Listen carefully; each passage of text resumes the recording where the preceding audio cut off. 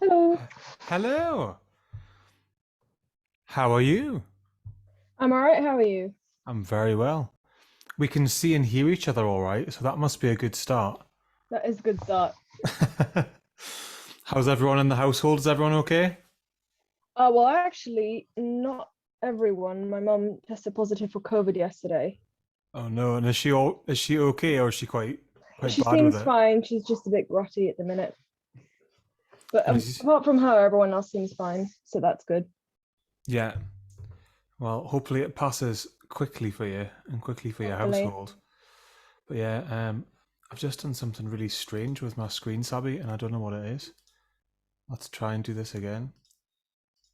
You're very privileged today because I signed up for Zoom Premium just for this. Ooh, So you're the first Zoom Premium person I'm that the I've. premium guest. You're a premium guest. How does that make you feel?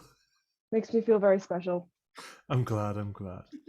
There we go. I don't know. Somehow I've managed to make my screen incredibly small.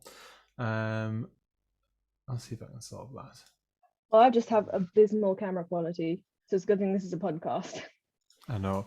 Well, so we basically the podcast goes out as an unedited video on the website, and then I edit the audio and stuff afterwards to put it out on Spotify. Oh, So okay. you can choose Well, to consume it in two formats. okay. Cool. People will just have to put up with my abysmal camera quality then.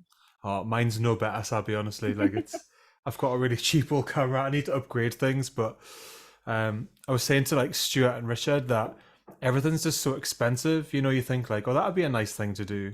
Then you'd have to upgrade your camera or your microphone, and it's like, oh, Mm-hmm. just want to do the thing. But, you know. It's also very complicated. Like a lot of, I've been wanting to do a lot of sort of more technical things. Like I've been thinking about streaming and stuff, Mhm. but I just think my brain would explode because it all seems really complicated and I don't like understand that stuff very easily. Well, if you need any help with that stuff and I can be of any use, then give me a shout. I'm more than happy to sort of lend you some of my limited expertise with technology. Thanks. All I right. like your setup, by the way. I like all Well, your guitars. thank you very much. Really It's cool. my little corner of the house. That's just my little sanctuary. So, so when I've had like a busy day or a tough day, this is like my little sanctuary of just sanity in here with my guitars. It's very nice. Nice. But I suppose we should start this formally, and I should say, welcome, Sabi. Thank you. How are we this evening? Are you okay? I'm okay. Yeah. Fantastic. I suppose we should start then just by introducing sort of maybe how we know each other. And Sure. we've not really known each other very long at all, have we? Yeah. No, not very long at all. Yeah, we studied together for like a year, but we only really met each other very intensely for a week, wasn't it? Yeah. Yeah. So I So definitely I would have only known you as a name that I didn't really pay attention to until the residential week. yeah, it's it's been such a great thing that residential week. So Yeah, it we was all amazing. got together and did that week worth of study, and that's what's kind of sparked me doing this podcast and a few other little bits and pieces. Yeah. But I really wanted to speak to you because I really liked what you're doing with your Instagram. So I really like the Thanks. Sabi Star things. I thought that was really cool. Um, and also, we were in the same ensemble group together, Yeah. so we got to work together. Um, and on some previous podcasts, I talked about how getting to work with different people from different backgrounds, sort of very intensely. Um, it kind of, if I didn't have that week, I don't think I would have had the confidence to do. So I've started doing my own songwriting, which I've never done my own Oh, solo stuff before, and it was a direct result of that ensemble group that we were part of. that is awesome. I didn't realize that that was a result of that. Yeah, it's so to give you sort of a bit of context, I've been since I've been in my teenage years.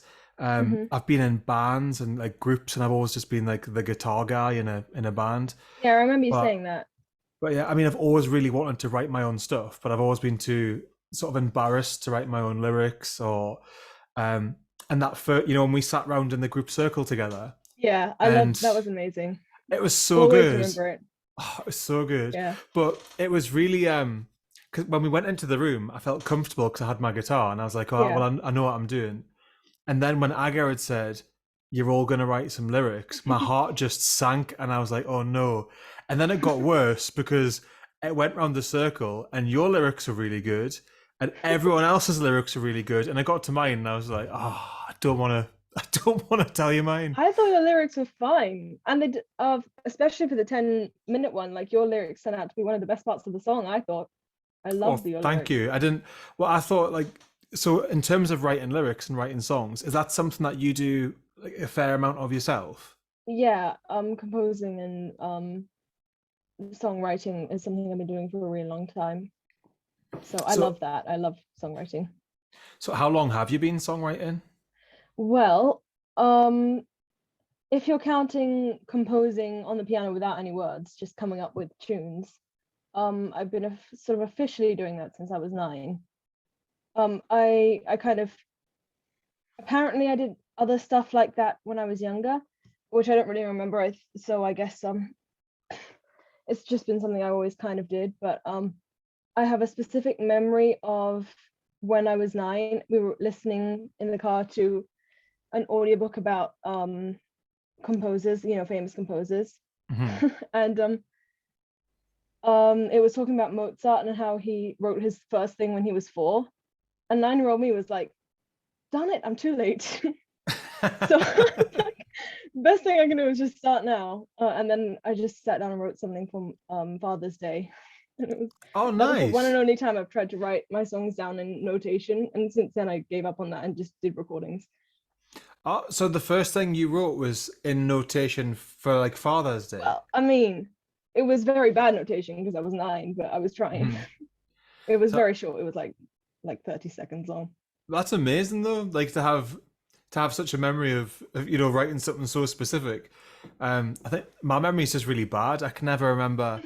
I've got hard drives full of stuff that I've written that I'm slowly getting around to now putting words and to finishing off.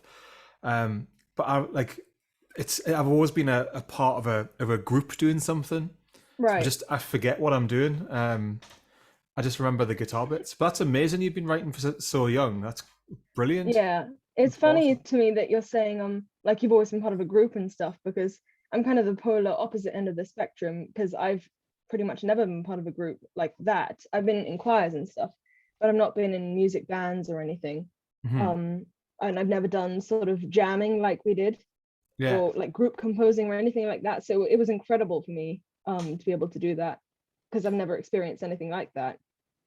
So how did that feel from your perspective? 'Cause what I find really interesting is when I knew it was a jam and like we were in a circle together and I knew what was going on, I felt really relaxed because I was like, oh well, I know this. But Mhm. if that was your first time sort of in that environment, like how did you feel when that started? I was really overjoyed. I mean, I was just kind of joining in with what everyone else was doing. I didn't know that that was officially what jamming was, because I've Mhm. never tried it before. But I just had the time of my life. I loved it so much.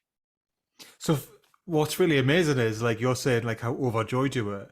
Was there any part of you that that was sort of anxious or nervous? Because for me, although I don't present this way to people, and they often sort of give me a funny look when I say like I was really nervous about something.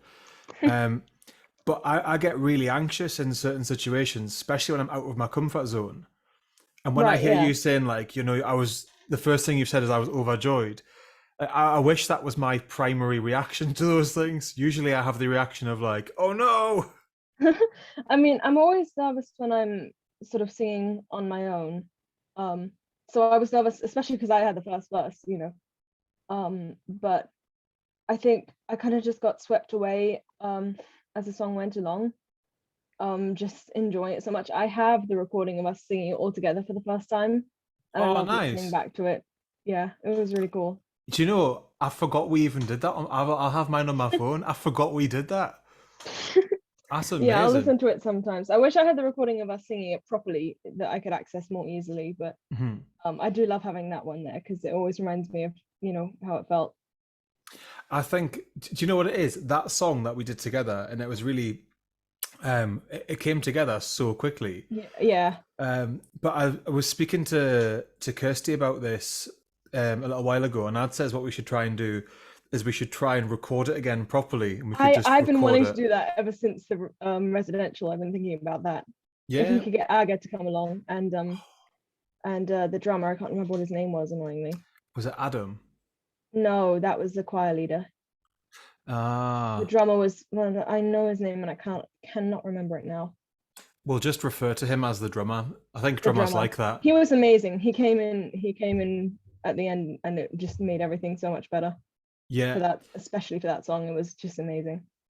and those like young musicians as well. I'm saying young musicians. I'm not going to group you in with my age because I do that with everyone. I'm like, yeah, we're the same age and we're not. But No. when those young musicians came in, it blew me away with just I can't think of the drummer's name either, but he was so Oh, good and so professional. It was unbelievable. yeah, it was great. Yeah, and the bar He's was super just raised talented. so high, Yeah. and you think like, oh, actually, we better be good because everyone else is really good. Yeah, but I just loved singing that song. Like I liked the rest of the songs that we sang, but I loved that one. Yeah, I just I was was the so same. excited to sing it with everyone. Yeah, it was such good fun as well, Yeah. performing that live. But I Yes. suppose that brings me on to my sort of my next point with that was um, in terms of performing, because obviously at the end of the residential we all got together and we did the big performance, Hmm. which was really good fun. And I've spoke to Stuart and Richard and a few other people about the performance, and I'm somebody that's fairly used to getting up on stage with a band and performing, and I don't usually get that nervous or anxious about it. Hmm. And when we did our sound check, I was absolutely fine. So I felt really calm, and I didn't really have any nerves, and I thought, oh, this feels normal. And then as soon as it came to the performance, I got so nervous, Yeah. like dry mouth, and I was really like tense and anxious. And I thought, like, why am I suddenly now feeling so It's incredibly because it means nervous? more to you. You know, you put more into it, especially because you helped write the songs. Yeah, But I yeah, think I maybe was not wanting really to let people down as well, because mm, I felt like it was meaningful to everyone that was in the band. It wasn't just yeah, exactly. meaningful to me. It was everyone worked so hard to it. So Yeah, exactly. yeah. Yeah, I'm really nervous about performing. I'm trying to get more experience performing so that I can be less nervous about it. Hmm. Um, but yeah, I was pretty nervous about that. Um, again, just because I feel like, especially when I'm singing solo, I just like when I'm in the spotlight, I get really nervous about that. Hmm. Um, because I mean, in the past, what's often happened is I try to sing the same way I sing at home, you know, when I'm on my own, but my Hmm. voice just doesn't sound the same. And that's always been really frustrating for me, and kind of added to my nerves because I feel like it won't be the way I want it to be. Yeah. But something that I really notice at the residential that I've kind of been noticing anyway is when I sing like with a few other people who are supporting me, I don't feel so alone. You know, like I feel sort of like if I make a mistake, then I'm supported by those people. It's not just me who has to deal with everything. Yeah. You know, it's not all on me. So that was really encouraging for me. Like it made me feel a lot less nervous doing that Yeah. with everyone, which I noticed more when we were all like when we started singing. I was nervous before, obviously, but when we started singing, I was a lot more relaxed than I usually am in performance. I was able to sing like pretty much the way I usually sing at home, which was amazing. Yeah. And do you think it's the nerves? So something that's probably a bit easier to hide is, so if I'm playing guitar and I'm nervous, I think people, if you're playing an instrument, it's sometimes harder to tell Hmm. because I can still play my guitar and kind of put on a brave face and Hmm. just like fight my way through. But when you're singing, it affects you, like your fizzy, Yeah, like you will, people can tell. yeah, because you And you also you're the get center really of attention. tense. Yeah, and Hmm. singers are right the center of attention, and rightly so. But it's really hard, and I think definitely being a for yourself being a vocalist. Excuse me. That's to me that's even more terrifying because not only am I nervous, but now people people can tell. Yeah, nervous you are. Yeah, Yeah, exactly. Yeah. but I So do think that shared ownership helps so much because yeah, exactly. the choir was when we performed in the choir, like that was my first ever experience of a choir. I've never done choir Really? before. Yeah, yeah. And Huh. I was dreading it. So when we got the itinerary through, and it said every day we were doing a choir. I remember sat at home and I was said to the wife like, "Oh no, there's a choir and I'm gonna have to be singing." And she's like, "Well, it's fine. You sing all the time." And I was like, "Yeah, but like not really like with people that can actually sing." And I dreaded it. And then that to me that was one of the best parts of the I residential. think everyone loved the choir. Yeah, I love the choir. Yeah, But I'm used to honestly, it's choirs. so I good. wasn't nervous about that at all. I love choirs. I've been in them pretty much my whole life, on and off. So And I'm fine with choirs. are you currently in a choir? Yeah, I am. I'm currently in just like a community choir. Hmm. So it's fun, but I like it wasn't quite as fun as it's like fun in a different way. It was really fun musically, the residential choir. Yeah, Um and it was like challenging, whereas the one that I go to currently is fun in like it's fun to sing because they sing songs that everyone likes, and it's just fun being with people and enjoying making music. yeah, So it's like different types of fun basically. yeah. And do you find it? Um, so for me, this might be just because I sometimes feel quite selfish saying this, but I always like to make sure that whatever I'm doing musically, like there's something in it for me. So whether it's the fun side or whether it's the like I'm learning something, if I'm with people that are, more experienced than me and can teach me something, or if it's a job and you get paid for it. Um, do you feel is it sort of similar for you with the music that you're doing? Do you feel like there's got to be something in it? I don't know if I've ever really thought about it like that. Um, but I guess the thing that's been in it for me has always been like the joy of making music.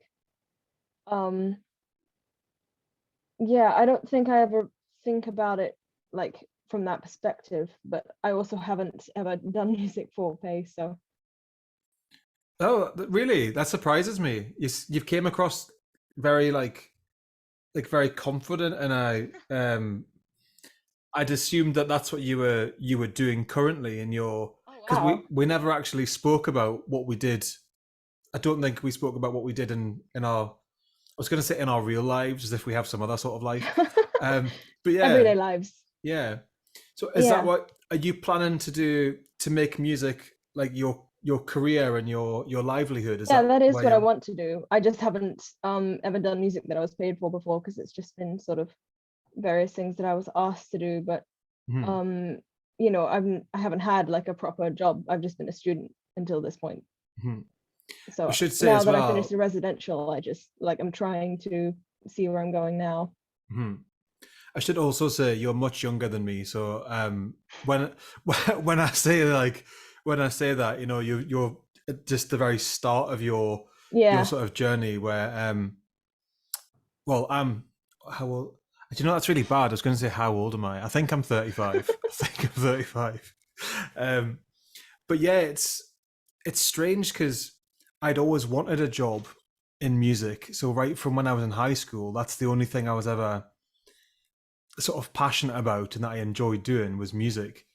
Um, and right from that age, I wanted to be involved with music, but I was always kind of brought up and sort of led the sort of fed the illusion that you couldn't get a job in music and you couldn't get paid for it, Mm. um, which is very untrue, and it frustrates me lots when I speak to parents of students who say, "But yeah, there's no jobs in music." And you're like, "Oh, there's so many jobs in I music." mean, it's very difficult to be extremely successful in music, but if all you want is just to play music sort of just for everyday life kind of thing, then yeah, it's definitely an option. Hmm. I think as well, if you've got a career that if you can do something you're passionate about and you love, I know it's that old cliche of, if you love what you do, you never work a day in your life. And You I do think though. it's You true work to like at an what you love. extent. Yeah. Yeah. And I I feel really fortunate because currently So my job is I work as a head of music at a secondary school, Right. and it's the school that I went to when I was a teenager. Um, and right from when I left, I thought it would be so good to go back to the school and sort of put something back, because there wasn't really any sort of instruments in the room that were very good quality, or there wasn't an awful lot put on by the sort of the school. It was kind of like a forgotten place in the school. Right. So you kind of just Um, wanted to give what you didn't have when you were younger. yeah, and like I feel so fortunate to do it now. Yeah. Um, but again, it's a lot of hard work, and it's that cliche of, although there's days where I think you couldn't be paid enough to do the job. Like some days I feel like I could do it for free, and I just love to do this. And other days there's not a price tag that you could put on for you to come and to come and do the job. But it's really cool. I love it. I love it. Cool. So for yourself, have you gave any thought as to where you're wanting to sort of go? What are your next steps? Are you doing more study? No, I have thought about doing more studies. I really like Trinity Laban, but the thing is, I'm kind of sick of just being a student and reading about things, and learning about things. I'd much rather learn on the job, or Mhm. learn while doing practical things. Yeah, So I want to just get into actually doing some of the stuff that I've been studying. yeah. Did you find that with because did you do the Open University the same as me? No, I just did the music course. Just the CPMM? Hmm. Oh, cool. Because I found, so I did, basically I was working as an unqualified music teacher, because I was a very bad student when I was at school, and I had to Right. go and finish my degree. Um, but the CPMM was the last like module of the overall degree. And Yeah, I think I heard a couple of other people talking about that. yeah, it was by far the best. Like, the CPMM, if the whole course of study was like that, I would have been so happy. But I was the same. I want to be doing the things, and I found with Yeah, studying, I had less time to do the things I wanted to do. Um, exactly. I was really putting like most of my time into doing most studies, and I had very little time to actually do any practical music making. yeah. And are you filling that space now? Now that you I'm have this trying big to. void? Yeah, I'm trying to. I'm a bit like lost trying to figure out what I'm doing at the minute, but yeah, I'm trying to. Well, I'm glad it's not just me, because I'm in the same boat with. I've kept saying to myself, when I get to the end of, when I get to the end of the final project, and then I had a final exam with the Open Uni as well. I thought, once that's done, I'm going to have all this free time, and I can't wait to get like stuck into doing some real Uh-huh. practicing, and then the time comes, and now I'm just like, I feel so exhausted. I'm Yeah, just like, exactly. And especially in the last couple of weeks, because I was focusing so much on the final project, I just kept pushing thing after thing until like after I've done the final project, after this, after that. yeah, And then I started worrying about it being past the final project because I had this mountain of things piled up that I was supposed to be doing. yeah. And I was like, great, now I have to do them. I know. The thing is, it's that thing of, nothing sparks creativity like a deadline, and Yeah. now I don't have deadlines. Yeah, it's really hard, and I'm trying to push myself. That's why I started. So to go along with this podcast, I built the website called TheInsecureMusician, Yeah. and that was kind of primarily designed. There's a blog on there which has got like a songwriting blog, where I'm going to try and keep updating any song that I'm writing. I put it up in stages, and there's like a live feed people can comment on and stuff. Cool. Um, and just solely, again, being really selfish, because if I don't have a deadline, then I never get Right. anything finished. So I Yeah. have to do that, like to implement these things. Yeah. I don't, my problem with sharing songs that I've written is that I'm really like perfectionistic about them because I know everyone always says, don't be really precious with your songs and stuff, but I fail at that. I really, really care about them, especially because I write about stuff that's really personal to me or like really emotional.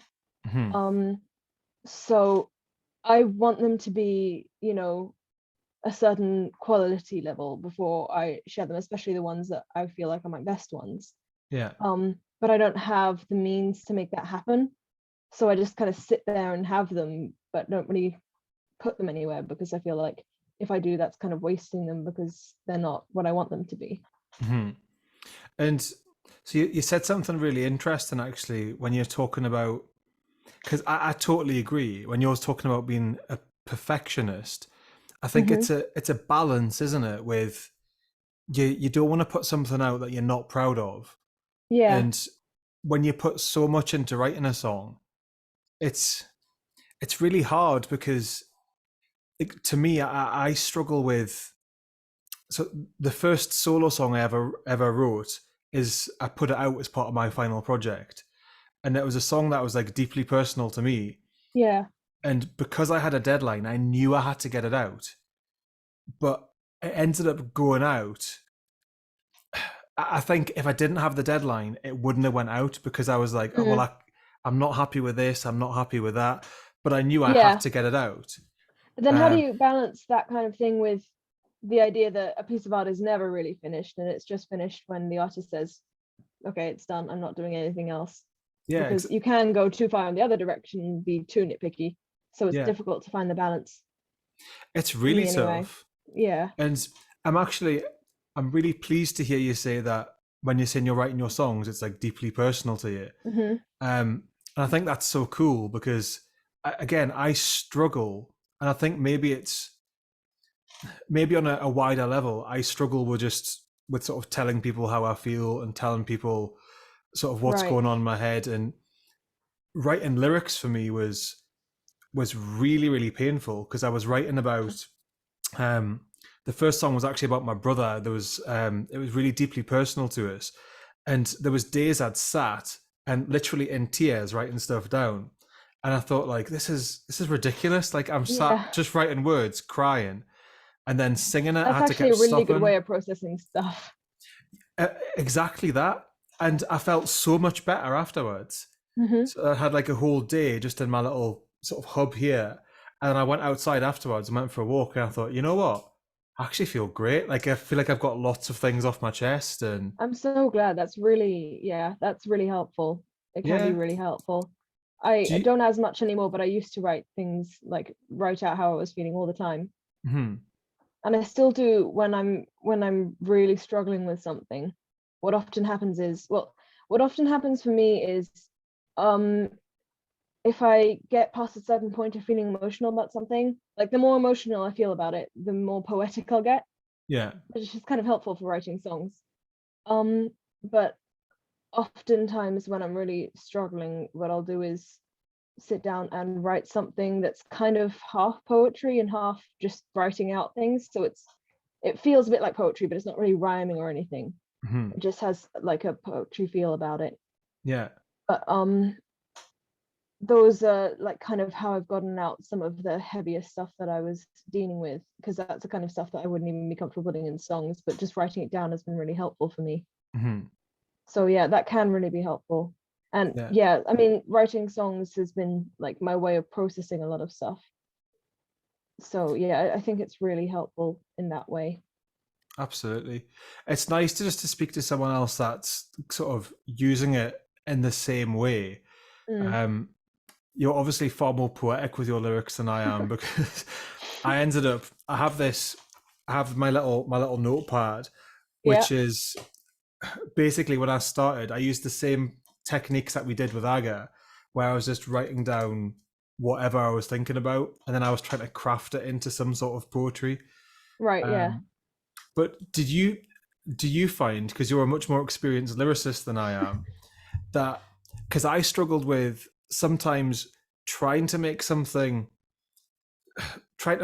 sound either too pretty or too poetic when actually what I wanted to say was really blunt and to the point, or I'm trying to mold it so like the syllables fit into the song, and then Yeah. it loses some of the poetry, and it's a real struggle. Yeah, it can be really tricky if you want to say one specific thing, but it just doesn't fit with the right rhythms or anything. Hmm. Um, I think my biggest thing is just trying to make them rhyme. I will often just sit there like trying to like be like tame, maim, wayne, like trying to find a word that fits. Yeah. Oh, I've been But there. I've like been there. yeah, you do eventually get it, or you think of two. If it's really not working, then I try and think of like a different way of saying the same thing Mhm. that just works better with the rhyme or the the syllable count or anything. But it is tricky. And I definitely, when I started writing songs with lyrics in, like trying to properly write a lot of songs with lyrics in, um I really struggled with writing the lyrics.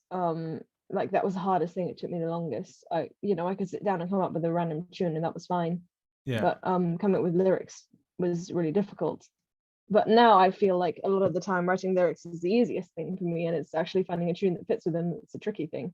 So Ah, that's occasionally I'll have interesting. songs. Occasionally I'll have songs. I feel like my best songs tend to sort of pop into my head and the lyrics and the tune at the same time, and it's just a matter of writing it down. But that like for most of them that doesn't happen. Most of them it's writing the lyrics down first and then coming up with a tune to go with it. I'm relieved to hear you say that because when you're saying, sometimes like the lyrics and the melody spring into your head at once. Do you remember Rich? Rich, who was on the course with us, big tall Probably. dude. I Well, think he so, was, yeah. I think I know who you're talking about. and he was a guest on the one of the previous episodes, Hmm. and I was speaking to him about his songwriting process, and I'd said to him, do you write the chords and the structure first? Are you more diving into like the lyrics and the melody? And he says like, oh, I do it all at once, and that just blew my mind. Like, It just depends on the song. I mean, it's not always the same.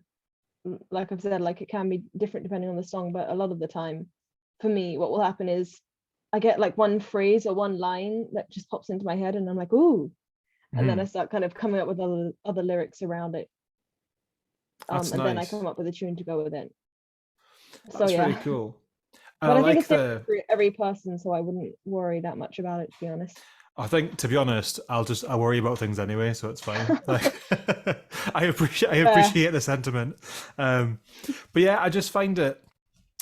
There's a guy he lives very local to me, and he's a really prolific songwriter. He churns out so many songs, but not just songs. Really amazing melodies, really well written stuff, and Hmm. it doesn't seem to matter what he does. The melodies just seem to like pop out of nowhere, and I've questioned them a few times, and I said like, how are you just listening to this for the first time and you're coming up with this amazing top line melody? And he's like, I don't know, I've done it for so long. And for me, I always rely on like my guitar. So I've always, if there's something I want to try and flesh out, I'll grab my guitar and try and work it out on guitar. But then when I try and sing something, there's that disconnect. So Right. I've been trying to work on leaving the guitar alone, and I've been sat down at a piano and thinking I'm just going to play the chords and then I'm going to try and sing a melody. But it's like going back to like primary school and going back to like nursery rhyme esque sort of melodies, and you're like, oh, it's Yeah. real frustrating. Yeah. I mean, Um, I tend to have an idea of what I think will sound right based off what the lyrics are. Um, but not always. I'll often just sort of fiddle around and see what sounds right. But I don't know if I have any specific advice for that because it's pretty instinctive for me. Mm-hmm. Although if what you find useful is using a guitar, if that's how you connect to things, then it might be helpful to record like the backing, like the chords, Mm-hmm. and then use the guitar again and just sort of fiddle around and try and find a tune that works with it. Yeah, Because that's what I do on the piano sometimes is um like record some of the backing and then try and find a melody on top of it. yeah. So or just play the left hand and try and find a melody on top of it or something like that. But recording stuff really helps. So that Yeah. might work. And are It's you just a just thought. recording things sort of on your phone and Yeah, or yeah. if I have space on my piano because it's an electric piano, so I have Hmm. a few spaces for tracks that I can record on. Nice. Because I found I ended up sort of recording I've got a reasonable sort of recording setup, but then I'd sort of record a track down and then I'd go for a walk listening to it and just go into the wilderness and Mhm. just start like singing things to myself as I was walking like an absolute Yeah, loon, like walking through the forest, thinking I that's hope actually a good strategy. it was really 'Cause it like sort really of gets it helpful. embedded in your mind. Yeah, it was really helpful. It was just the sort of how self-conscious I was. So I made Yeah. sure I was in like out of earshot of Oh yeah. everyone. I'd be the Um, exact same.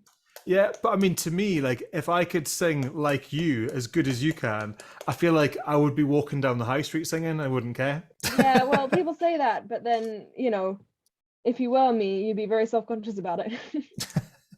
But do you not think that's like such a true thing with everyone?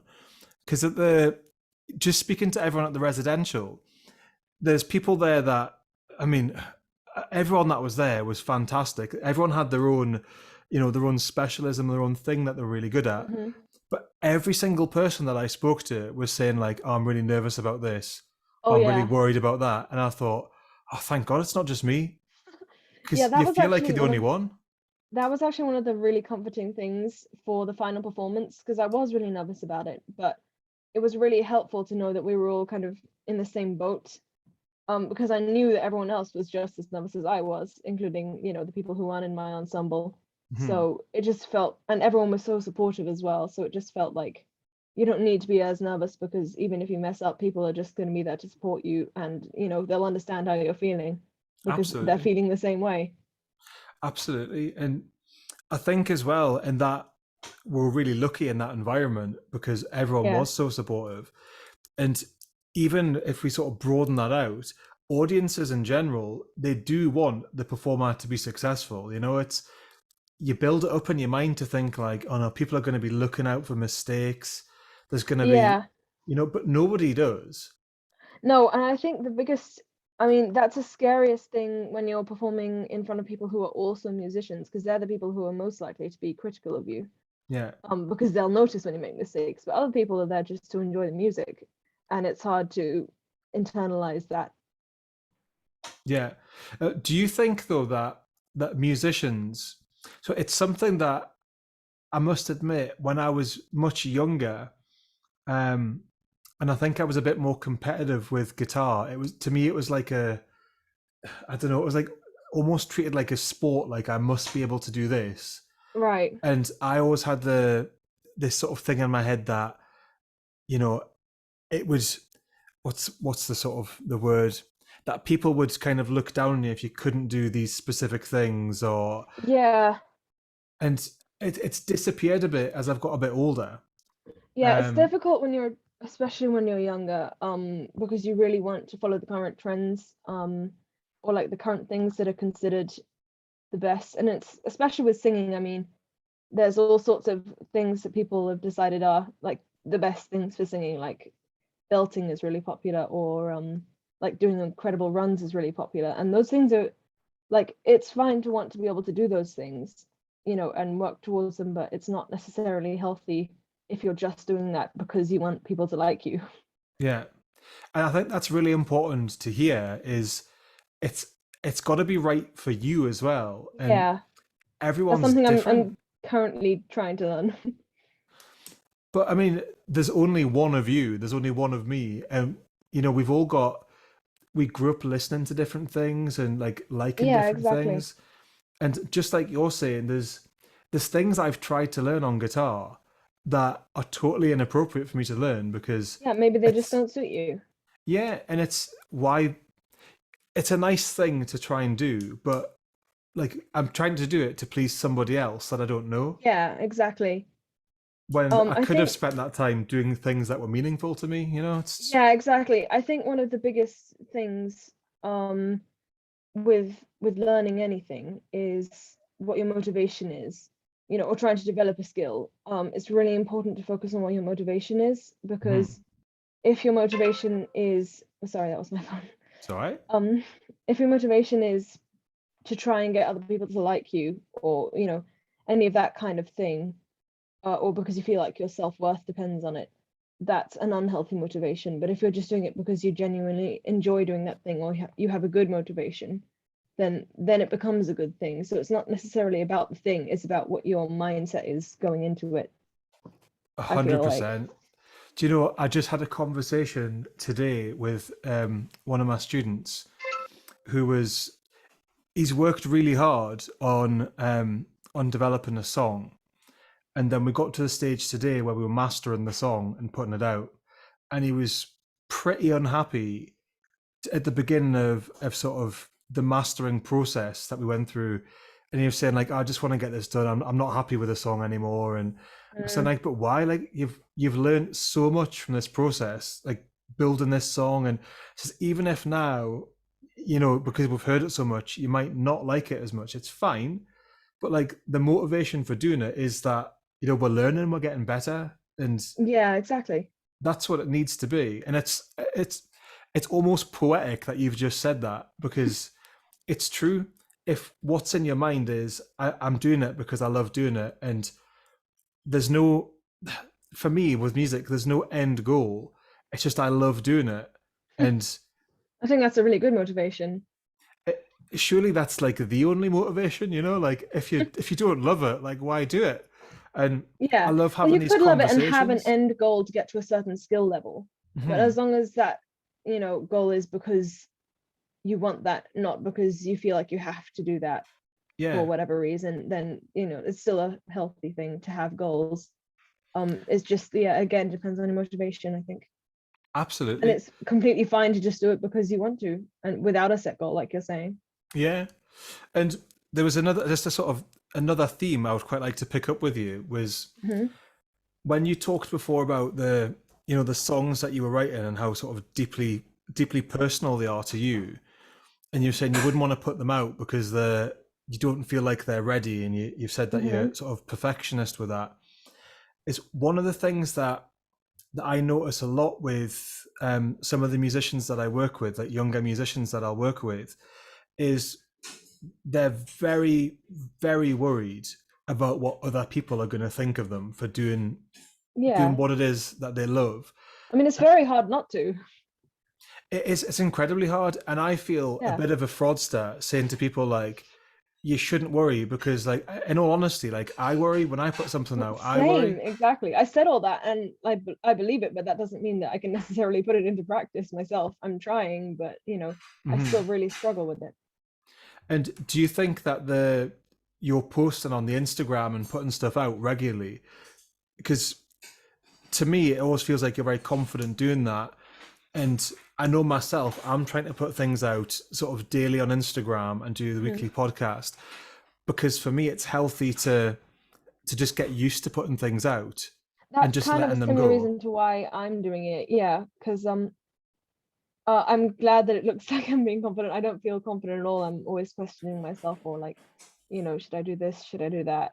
You know, I'm currently trying to see if there's like a specific time that it's the best to put them out, because I've tried different things, but it does seem to just be luck, you know, whether or not one does well.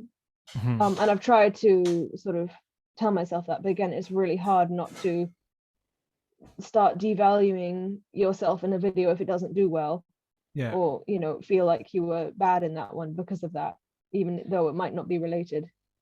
A lot of it's just algorithm as well, and Exactly. getting the right hashtags in and getting your right, you know, because like I'm trying hard with that too, and it is like it's so silly, because you'll get a video that gets a lot of like, and you'll think, oh wow, people like that. And then you'll do the same thing, same time, same hashtags the day after, and then nothing. So And it's then, really not necessarily related to that. yeah, and but we'll put so much like worth into to what other people are gonna like click. Essentially, we're putting so much worth into someone sparing the time to click a little heart on your video. Exactly. And really, it's not what it's about, but it does mean something, you know what I mean? I love it if someone says like, oh, I like that, or, you know, like, that's great. I mean, I'm working on trying not to put my self-worth into, you know, people, what people think of me, either positively or negatively. But it doesn't mean that that's easy. It's just very internalized, especially in these last few generations, I think. Yeah. But I mean, across all time, really. Yeah, and I think now it's more visible with social media, and Yeah, I mean, that is the problem. yeah, and I feel lucky. I feel really lucky that when I grew up, the social media happened sort of towards the tail end of when I was sort of leaving high school. Hmm. And I feel quite lucky that we weren't as connected, like so globally connected. Hmm. It blows my mind that I don't know why. Maybe there's just something wrong with me thinking how old I am, but there's when I talk to students and we were talking about different ways to consume music, and I was talking to people about like CDs and tapes and vinyls, and I get like a sea of blank looks. And I was like, you guys do know what like a tape is or a vinyl is? I was like, have you always had Spotify? And when they say yes, I'm like, my word, like that can't be right. Yeah. And I mean, I've had CDs and stuff, and I grew up listening to stuff on an MP3 player mostly, and that mhm, wasn't because phones and stuff weren't available, but because I just didn't have them. yeah, But I mean, I didn't, I mean, MP3 players and downloaded music was still the main thing I listened on, not, CDs or anything like that. We mhm, would listen on CDs, especially in the car and that kind of thing, but it wasn't my main intake of music. yeah. And I mean, there's really no point, especially with Spotify now. There's just no point in downloading music or buying it when you could just get it for free I know it's and really immediately, difficult. I know, and it's really bizarre as well because I often talk to people about albums. So like, um, I went through a real bad phase when I got super hooked on Spotify, and Hmm. I was in the car as I was driving. It'd just be 5 seconds of a song, next, until I Right. found something I liked. And then I was like, I got really fed up with music, and I was like, I can't remember the last time I'd sat and enjoyed an album. So I'd ended up going right back to. I started trying to find my old sort of favorite albums, and I was ending up like buying, you know, proper like vinyl of the Yeah. albums that I really love, so I could sit down and enjoy like a full album again. Because Hmm. it was really bumming me out that I wasn't appreciating like an artist album anymore. I was just going, I'll have 5 seconds of that. I don't get it. I don't get Yeah, it. exactly. It is difficult. And I don't think we will be able to go back to that kind of thing necessarily. But I do think that we can focus on how we personally use those resources. Mhm. So I've talked about this before in terms of other things, but it's not necessarily about social media or any of the modern resources we have. It's about how we use them. So you Yeah. can still listen to an album, a full album by an artist, for example, but you just have to search it up and make like just click on that one album and make sure you listen to all of it. Yeah. So you can still appreciate things in a very similar way, but you just have to make the choice to. Um, so yeah, it's difficult when things change and they're not what you're used to.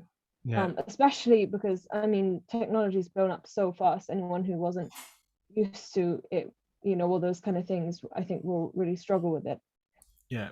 Um, I agree. but I think the important thing is to try and find the positives and how to use it in a positive way, Yeah. or a healthy way still. Yeah. Instead of getting angry at all of it, just like working on how to use it in the right way. Yeah. I think so. Well, Sabi, I'm just looking at the time ahead, and I'm really grateful for people giving me a portion of their time just to talk music and just have a chat. Um, it's been absolutely delightful catching up with you again, Yeah, thank you and so much. I hope we can stay in touch, and keep me posted with any music things you're doing. And if I can offer you any help or advice with any music tech related things, please give me a shout because that's sort of Yeah, I will. Thank my you. domain of where I live. All But right, thank you so much. thank you This so was much for great. your time. And I shall be in touch when your episode is about to air on Spotify. All right, cool. Thank you very much. That was awesome. Thanks, Sabi. All right, bye. Thanks. All the best.